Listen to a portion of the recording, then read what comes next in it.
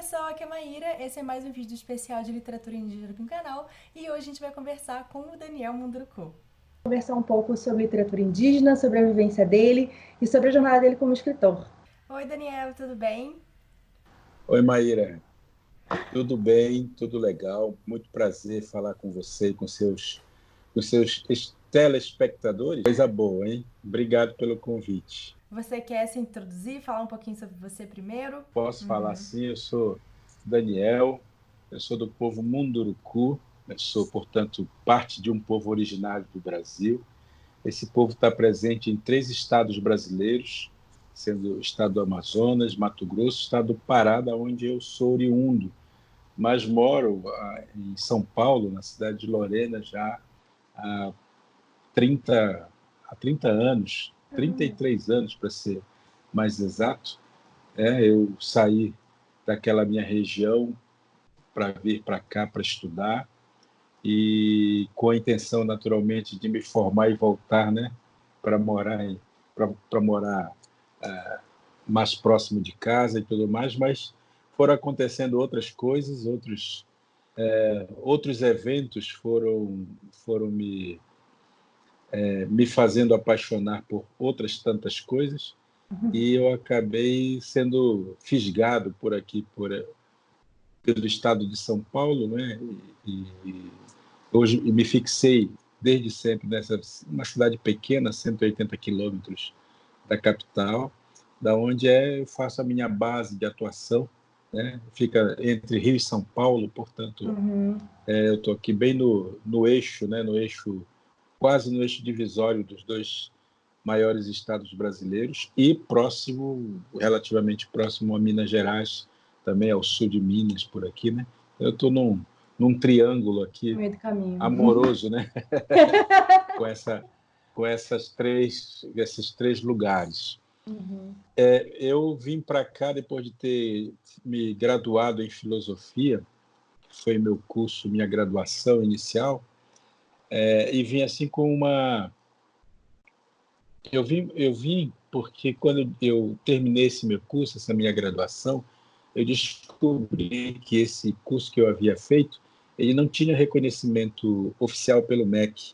Ele era um curso ligado à formação de padres, né, de seminaristas, e ele não tinha essa intenção de formar profissionais em educação, coisa parecida, né? E aí, quando eu descobri isso, depois que eu saí, deixei a instituição, porque eu fui seminarista por 6 anos, quando eu deixei a instituição, eu descobri, então, que eu precisava fazer um reconhecimento do diploma, se eu quisesse exercer a profissão de professor, que era o que eu havia escolhido ser. E isso acabou me trazendo justamente aqui para o estado de São Paulo, para a cidade de Lorena.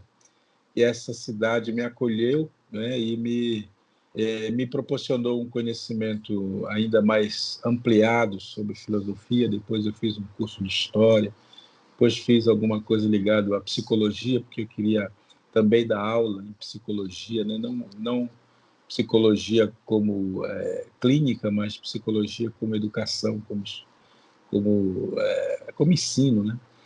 E isso foi me mantendo aqui. Depois eu comecei a me envolver com o movimento indígena de uma forma mais institucionalizada. Mudei para São Paulo, para a capital, onde eu vivi durante 5 anos, depois dos anos 90. Foi quando o movimento indígena estava com uma outra estruturação, né? E eu resolvi, por conta disso, fazer um mestrado em antropologia. Esse meu mestrado acabou fazendo eu retornar para minha aldeia, para minha comunidade, que eu queria fazer uma pesquisa ligada ao povo Munduruku. Fiz toda essa pesquisa, mas também, por aquelas coisas que a gente não consegue explicar, eu acabei não concluindo esse mestrado. Ele ficou inacabado, bem no finalzinho, bem na reta final. Acabei deixando de lado, né? Fui jubilado, como se diz, que eu perdi os prazos todos. E, enquanto isso, eu exercia a minha função de professor. E foi justamente com essa função de professor que eu fui descobrindo também a arte da escrita, né? Que eu conseguia escrever, que eu era um contador de histórias oralmente, mas podia também fazer isso através da escrita.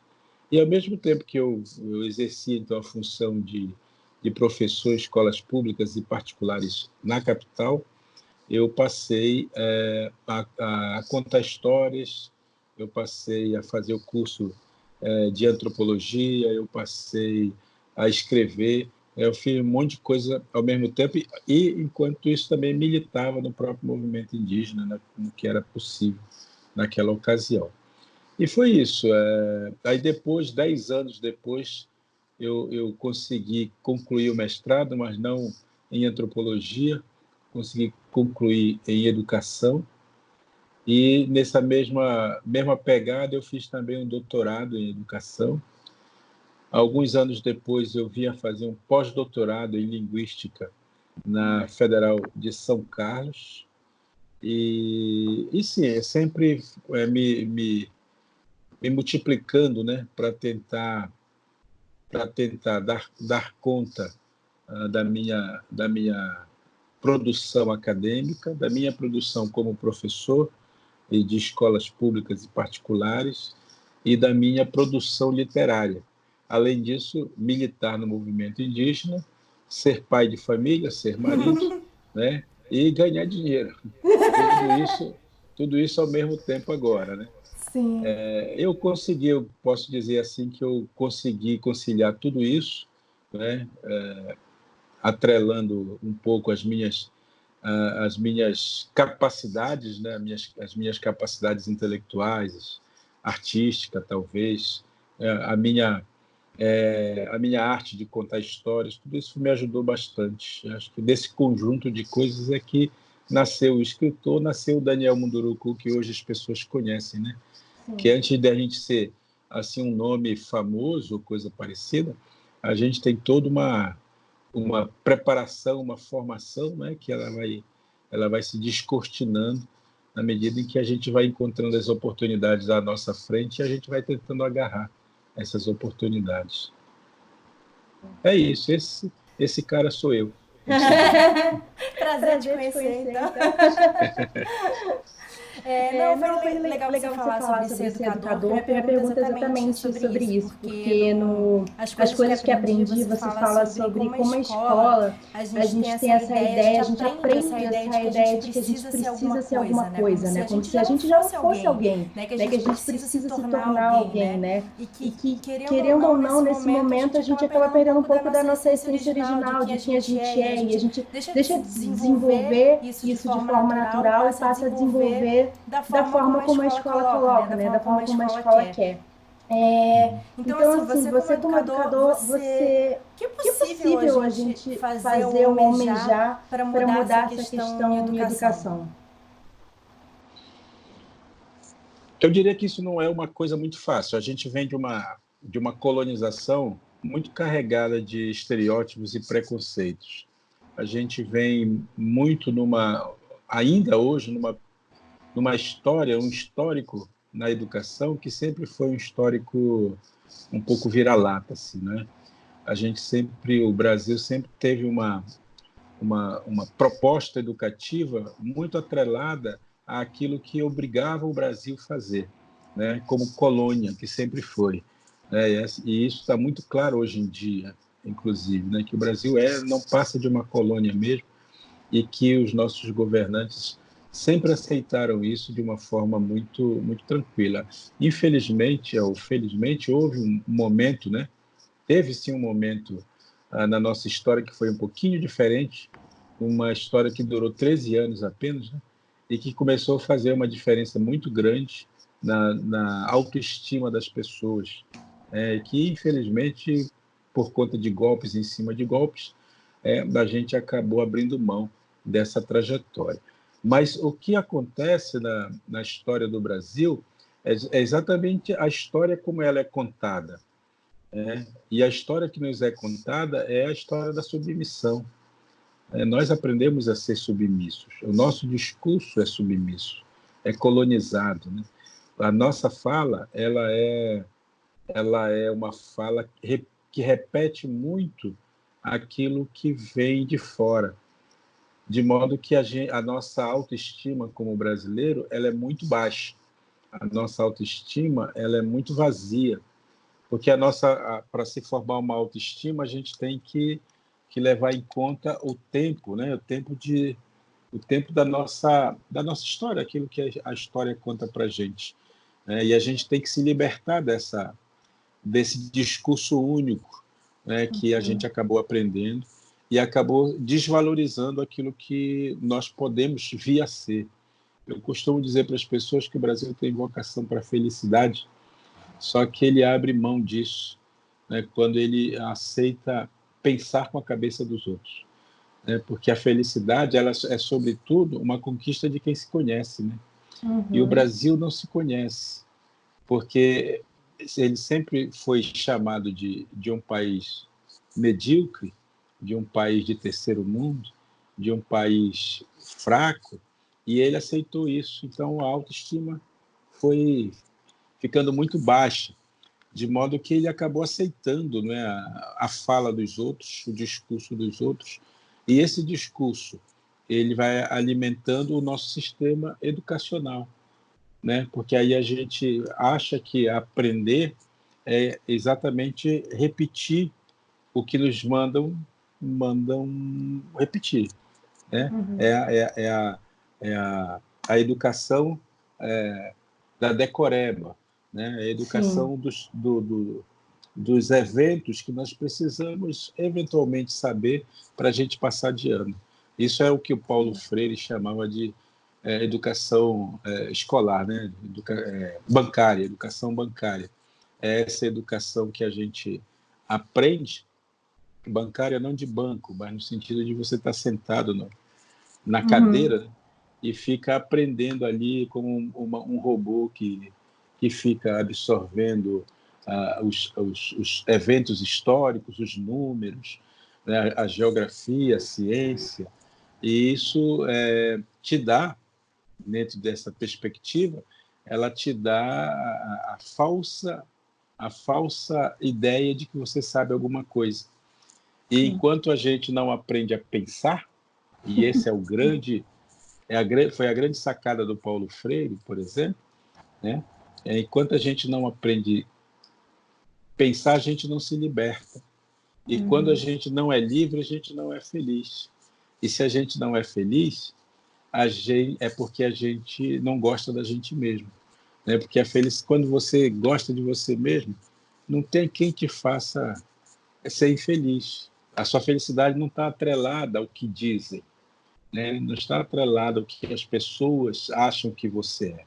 Você está realizado por si só, né? Está realizado porque você é o que você é e não precisa ser alguém, né? Você não precisa buscar algo.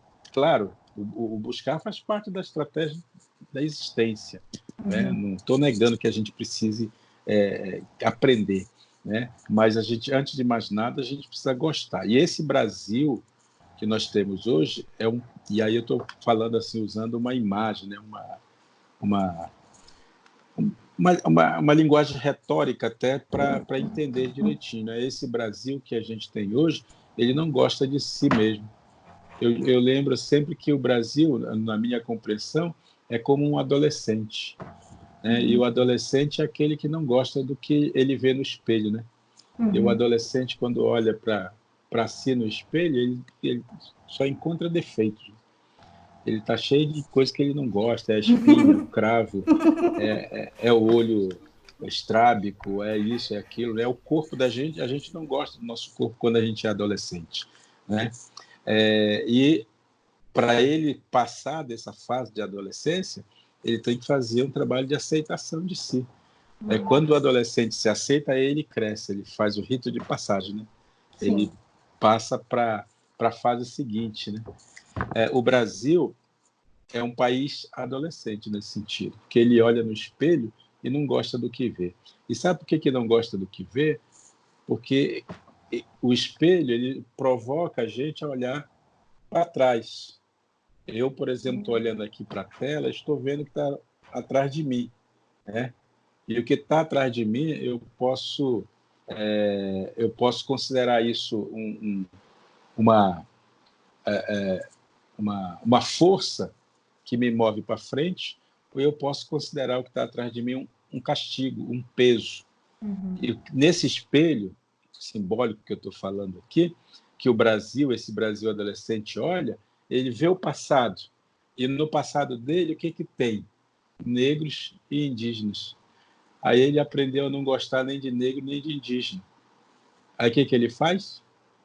Ele olha para aquela porcentagem pequenininha que ele tem de europeu e supervaloriza isso, né, dizendo que esse é o ideal de vida que ele quer. E aí ele tampa, ele cobre esse espelho para não ver o passado dele. E fica sonhando em ser o 10% que ele traz de europeu, sei lá, de branco em geral. Então, para que o Brasil, esse Brasil adolescente, ele dê um salto para frente, ele precisa se reconciliar com o seu passado. Se ele não fizer isso, ele não vai dar o salto para aquilo que as pessoas chamam de futuro, né? Que eu não gosto dessa palavra, que é uma palavra vazia na minha interpretação, mas é esse salto para frente. Quem nos empurra para frente, Maíra? Quem nos empurra para frente é o passado. Não é o futuro que nos chama, porque o futuro é só especulação.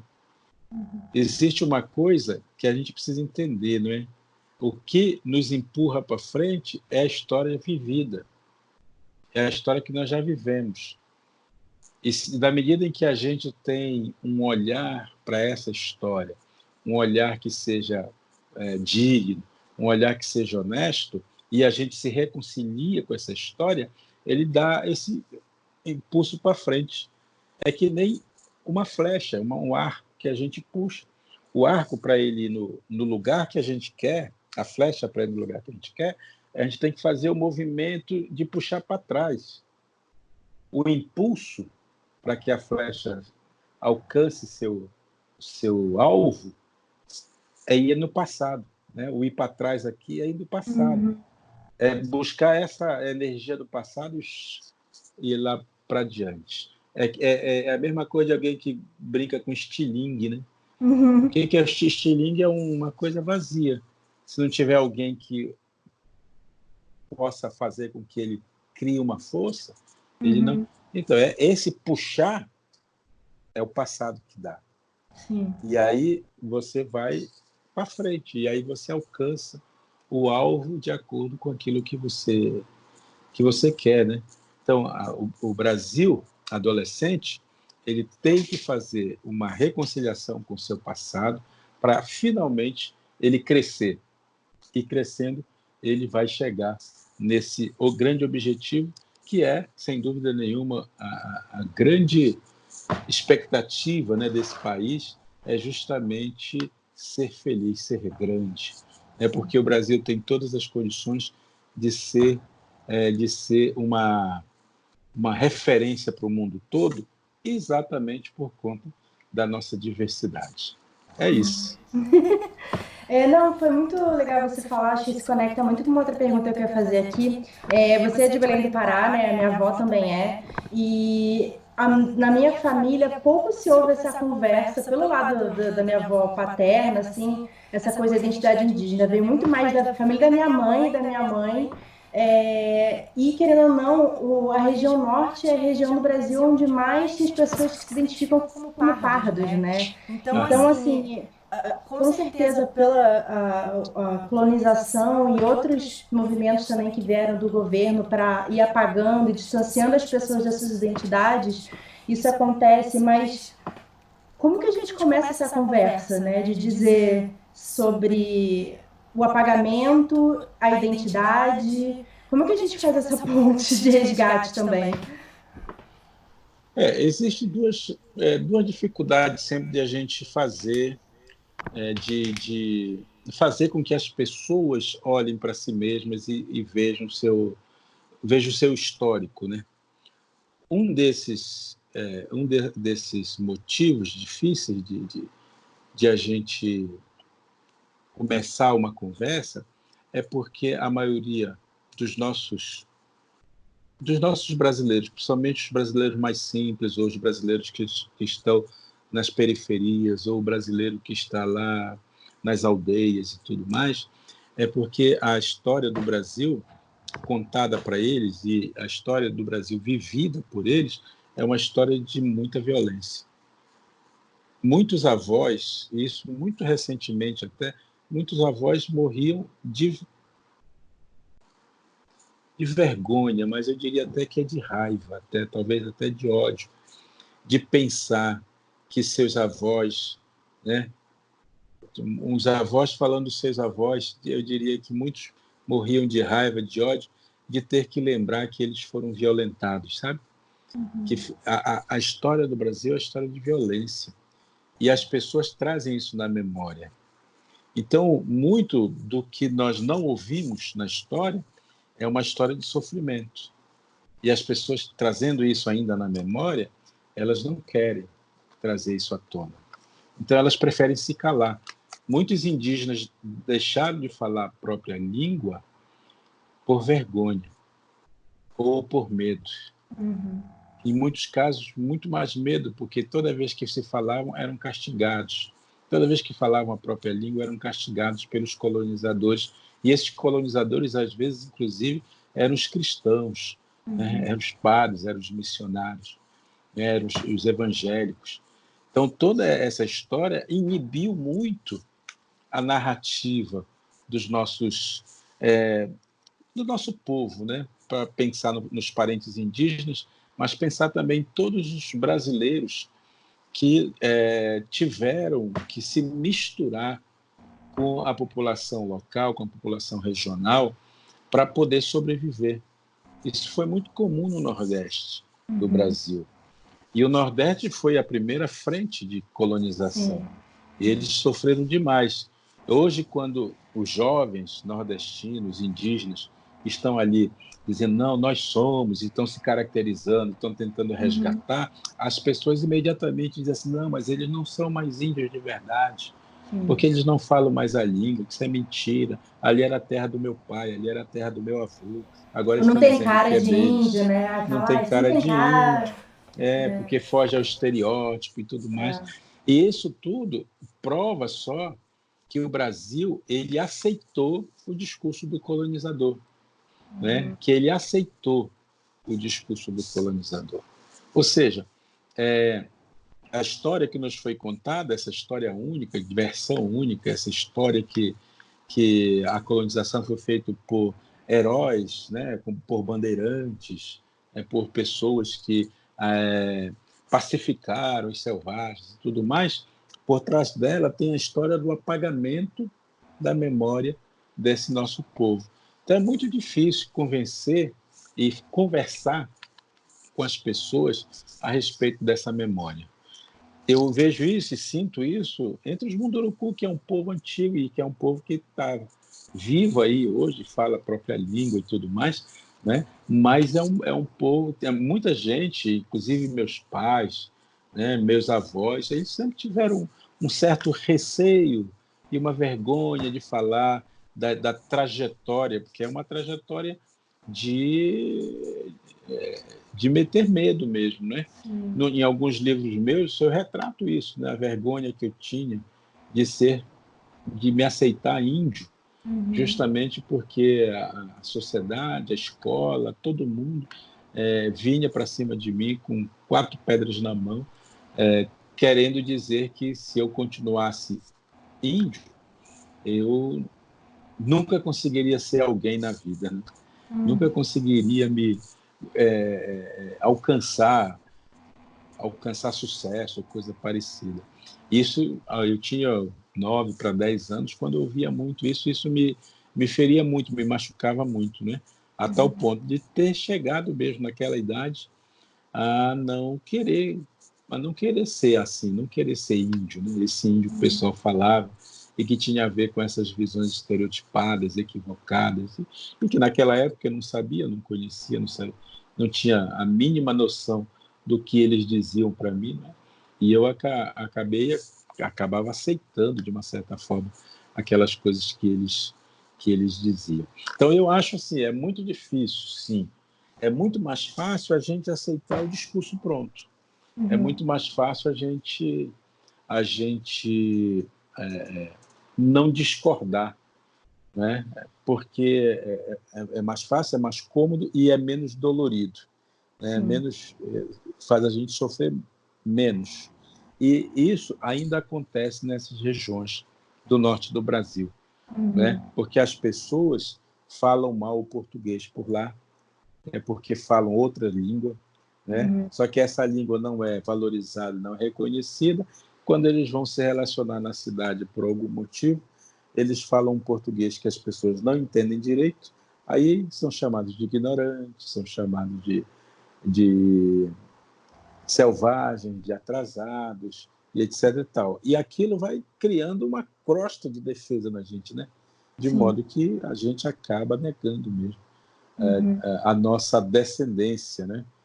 De modo que muitas pessoas, certamente, na sua família tem isso, na minha tem isso, né? Na minha, que sou um indígena de aldeia, tem isso. Naqueles indígenas que estão agora em contexto urbano e que estão se redescobrindo, se reafirmando como indígenas, padecem desse sofrimento, que é um sofrimento injusto, né? Que a sociedade acaba fazendo com que eles passem. Sim. Bom, como a gente falou aí também um pouco do Nordeste, né? Você tinha falado sobre, num livro seu, você fala que você não é só indígena, você é munduruku, né? Sim. E no Vozes Ancestrais é muito legal que você ecoa essas histórias de diversidade dos povos indígenas, né? Eu tenho tentado fazer isso de especial bastante também, mostrar que às vezes, em um povo, sei lá, o Sol e a Lua vão ser irmãos, no outro, o Sol e a Lua são um casal. Então, assim, isso é um exemplo bem pequenininho, mas é muito grande a diversidade, né? Quando você vai falar de linguagem, de cosmologia, né? É uma coisa imensa e múltipla. Mas eu ainda vejo muito que as pessoas acham que indígena é uma coisa só, sabe? É um bloco. Falar os índios, né? Não fala nem indígena, fala os índios e não sei o quê, quando não falam os nossos índios, né? A tutelação toda. Então, assim, é um pouco assustador o quanto as pessoas ainda são muito ignorantes em relação a isso, assim, né? Então, eu fico pensando assim, o que a gente pode fazer para melhorar, talvez, essa comunicação, para trazer mais essas informações de tanta diversidade, seja étnica, seja linguística? Uhum. Isso acontece, eu falava no início do nosso pensamento colonizado, né?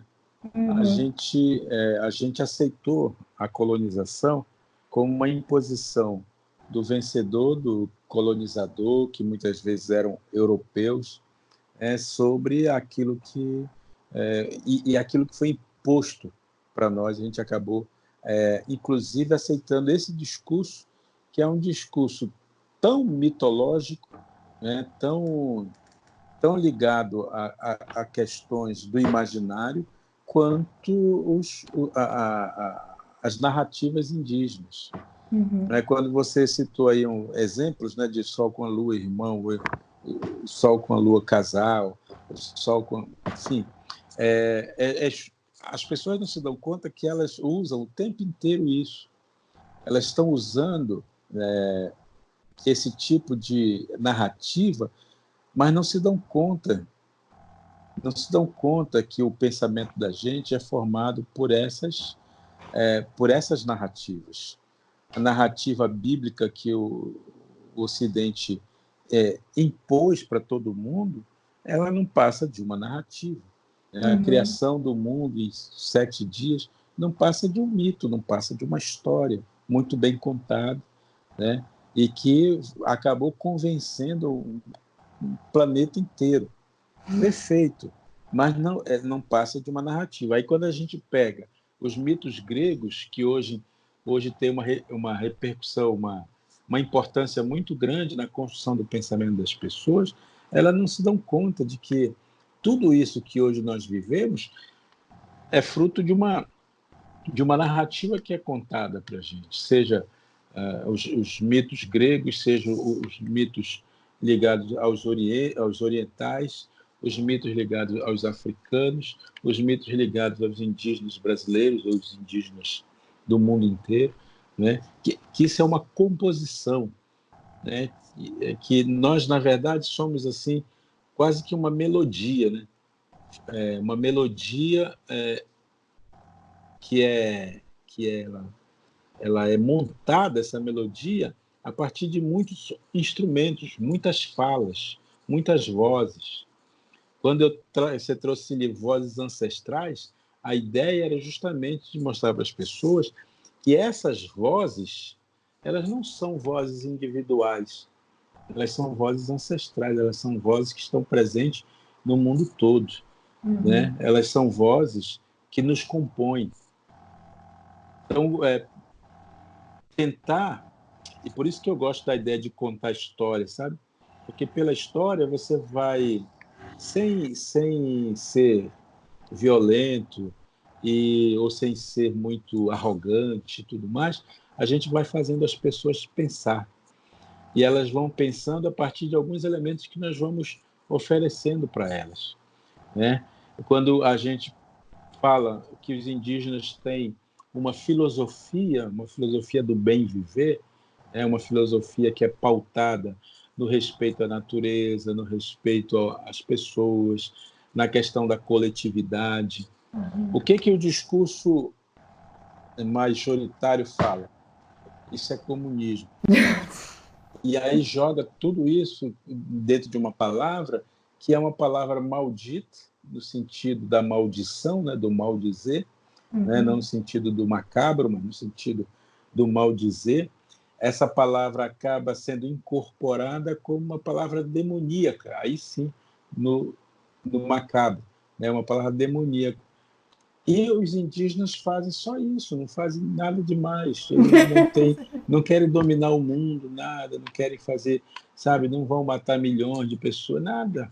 Eles só querem viver do jeito que eles construíram ao longo do tempo, ao longo da sua experiência existencial, não é? E isso é possível.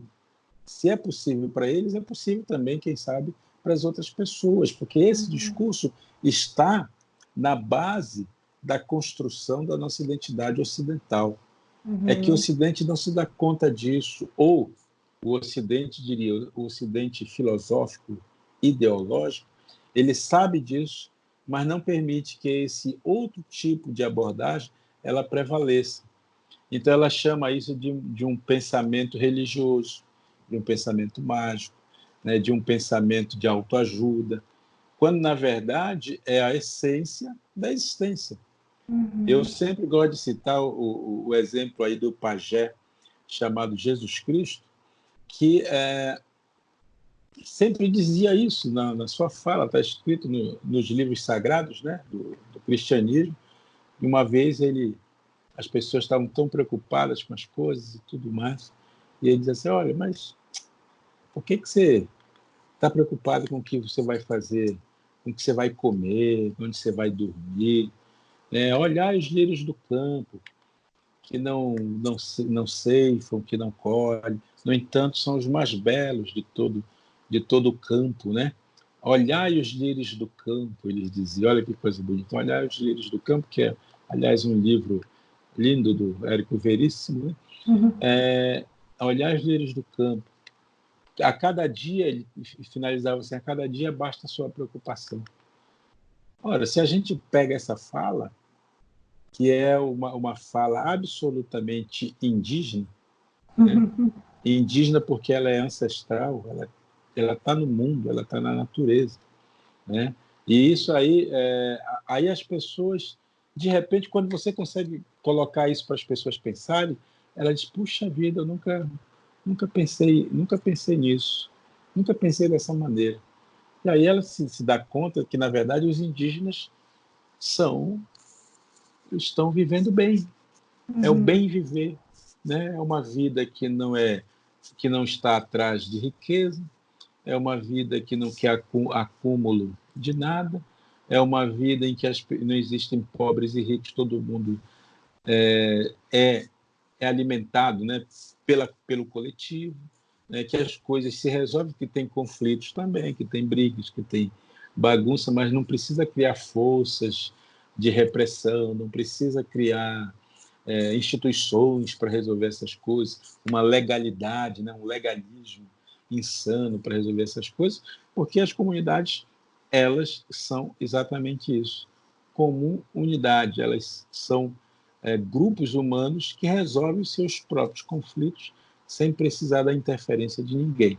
Ora, isso aí é o paraíso, obviamente, né? É o paraíso onde todo mundo quer chegar, né? Porque já se dizia lá que um dia o cordeiro e o leão iam pastar no mesmo campo.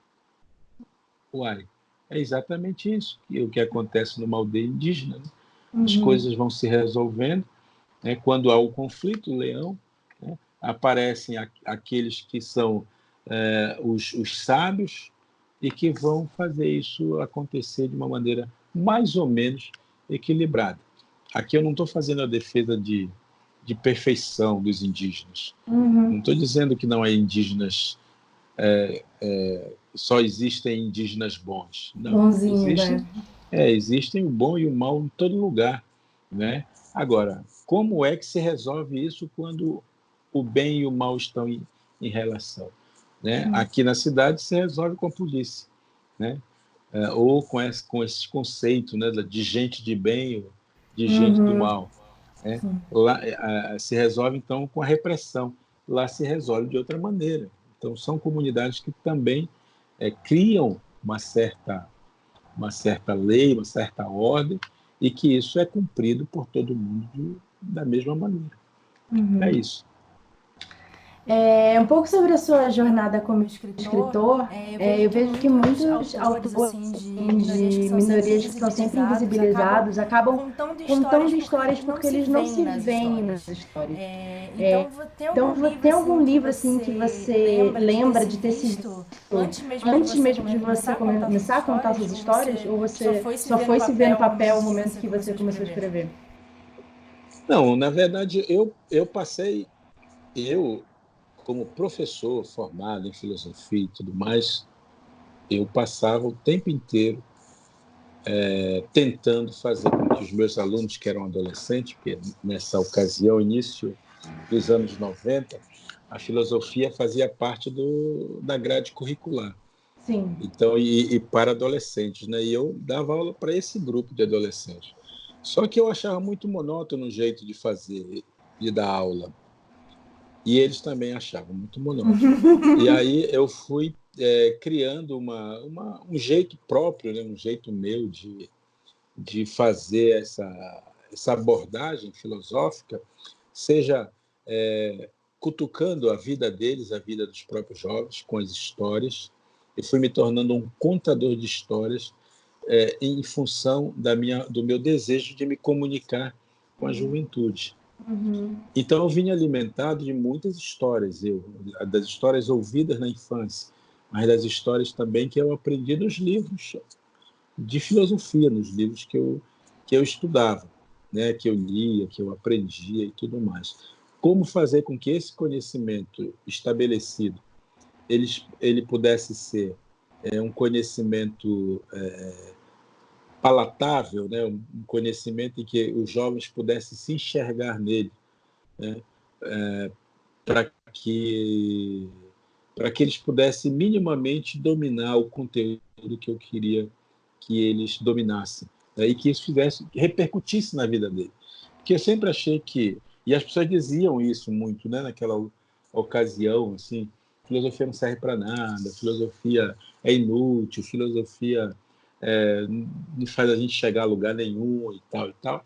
E a minha ideia era que a filosofia nos ajudava, pelo menos, né, a nos enxergar, né, a nos perceber no mundo, para a gente não ficar um apertador de parafuso sem consciência crítica, né? E isso eu fazia através das histórias, né? Contando as histórias. Então, muitos livros, claro, eu fui um leitor mais ou menos assíduo, eu nunca fui um grande leitor, mas eu fui um leitor razoável e lia muita coisa.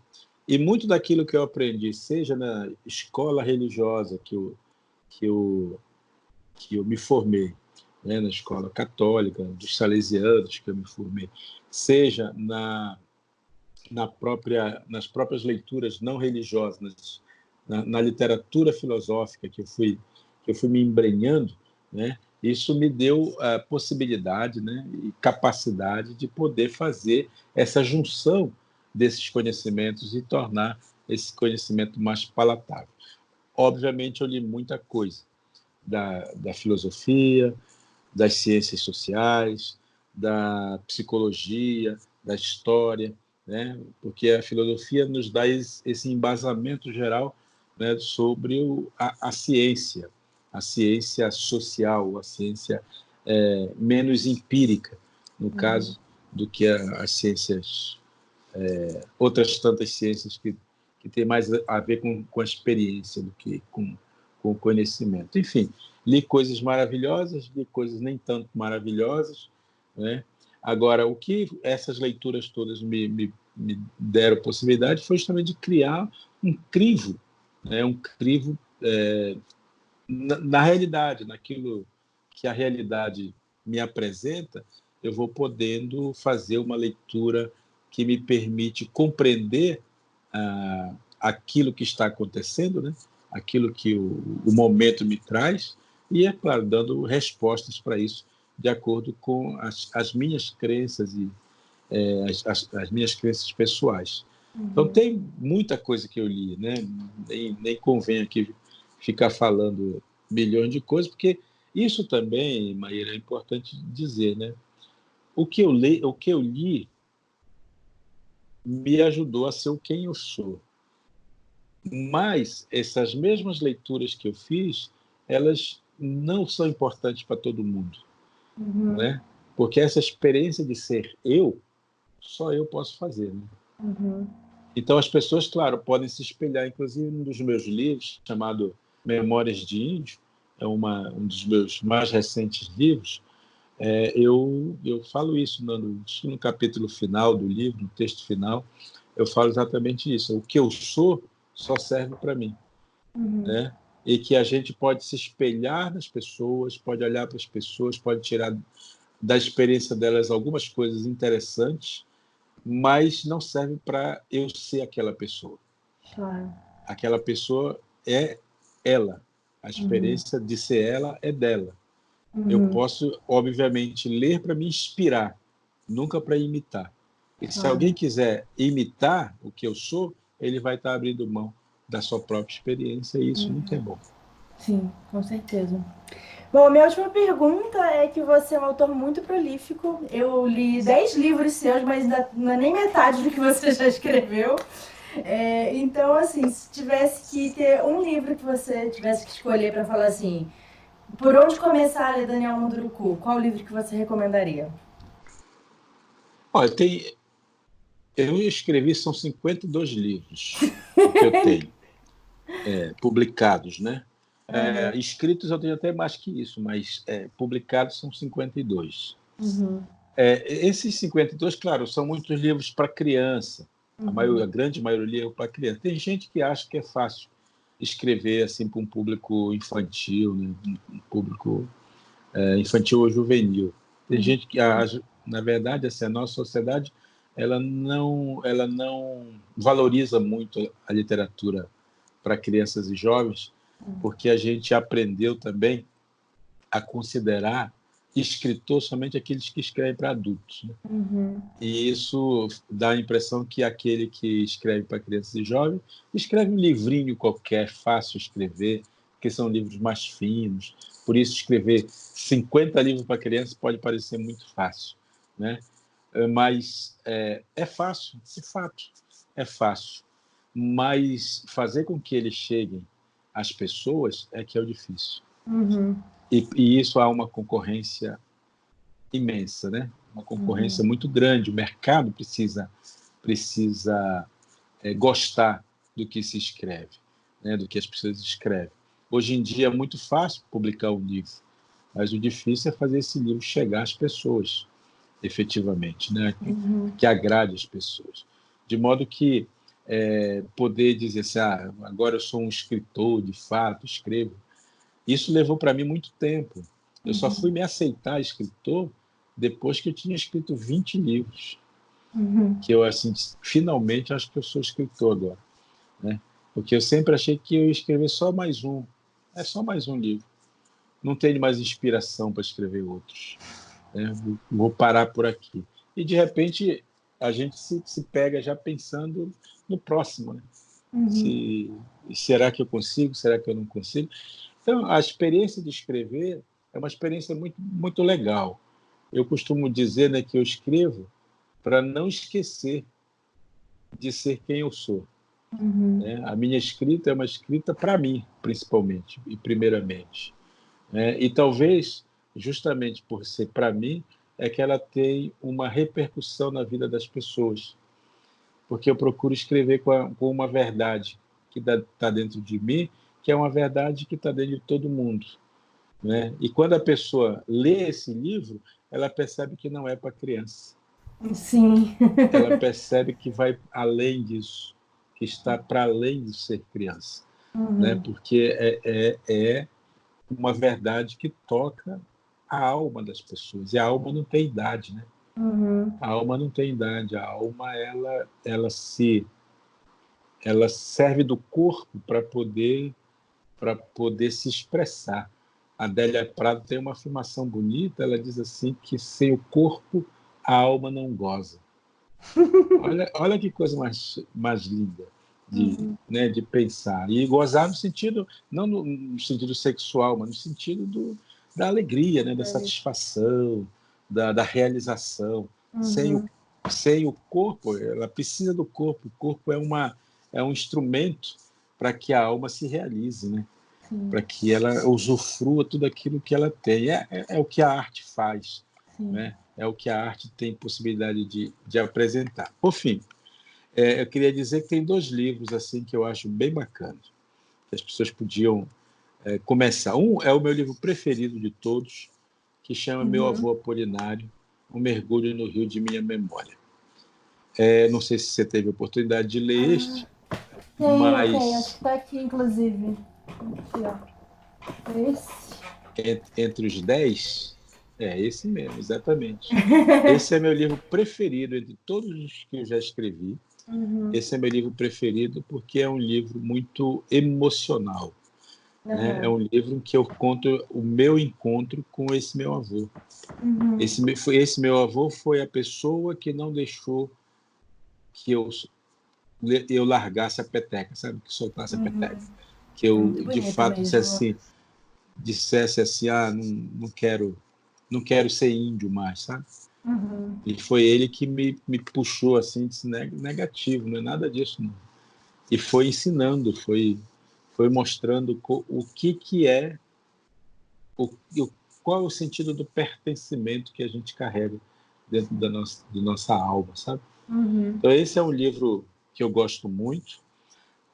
E tem esse que eu já citei, o Memórias de Índio, que é o meu livro. Esse é um livro que eu escrevi para jovens. Ele foi lançado em 2016, quando, naquela ocasião, se comemorava os meus 20 anos de literatura. O meu primeiro livro é de 1996. Então, em 2016 fez 20 anos e eu quis fazer uma espécie de autobiografia.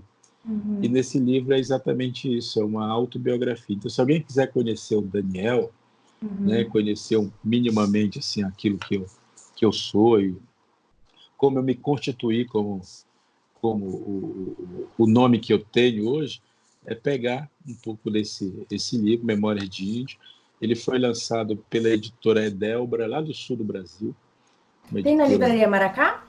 Tem na Livraria Maracá, com certeza. Vou deixar o link, então, na caixa de descrição para quem quiser. Aliás, quase todos os meus livros que estão disponíveis, né, no mercado, tem na Livraria Maracá, que nasceu um pouco com esse objetivo de a gente trazer os autores indígenas, né, daí evidenciar a produção de autores indígenas. Então, são esses 2 livros que eu acho que são assim, importantes, né? Agora, tem livro que eu escrevi para professores, tem livro que eu escrevi para jovens, tem romances, né? Tem livros que contam a minha experiência como professor. Tem de tudo, tem crônicas, tem contos, só não tenho novela, e não tenho poesia, assim, como estilo literário, né? Sim, Mas sim. certamente a poesia está nos próprios livros que eu Com escrevo. certeza, sem dúvida. Você escreveu a introdução do livro da Julie Dorrico, que eu estava lendo, né? O Sumakushi. Nossa, eu fiquei emocionada. Eu mandei mensagem para ela. Eu falei, meu Deus, eu li uma página do seu livro, eu já estou super emocionada, assim. Que eu achei muito lindo que você fala da memória, né? Que a gente é memória, da teia da vida, né? Nós somos os fios dessa teia, assim. Incrível. Com certeza tem poesia na sua escrita. Que legal. E bom, Daniel, é isso. Muito, muito obrigada aqui por estar aqui comigo conversando. Foi, assim, uma conversa maravilhosa, inspiradora, emocionante. Estou realmente muito feliz de poder te ouvir. E é só isso. Muito, muito obrigada. Legal. Eu também Espero que você agradeço, também. Maíra, a oportunidade. Lembrar para os seus telespectadores aí, né, que podem me encontrar nas redes sociais. Você tem um Tem canal no meu YouTube também. canal no YouTube, tem Facebook, tem essas coisas todas, Instagram. Vou deixar linkado seu canal para te conhecer. Isso, Twitter, tem tudo.